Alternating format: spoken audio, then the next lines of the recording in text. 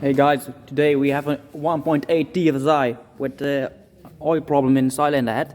Engine was sticking and making noise. It turns out to be there is in the cylinder head a bushing, which is this one. Left is the new one, right the old one, which is located right there, which causes the valve lifters didn't get the oil.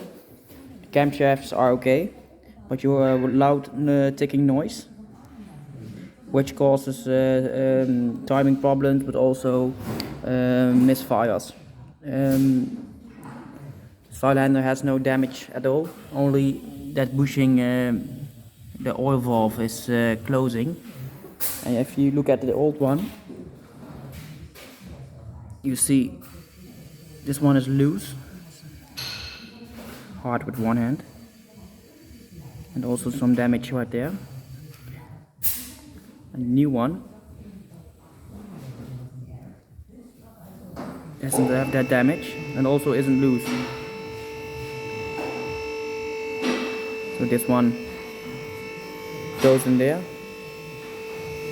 and the problem solved. So ticking noise and misfires, camshafts, timing problems caused by this bushing, the oil valve. Thanks a lot, bye.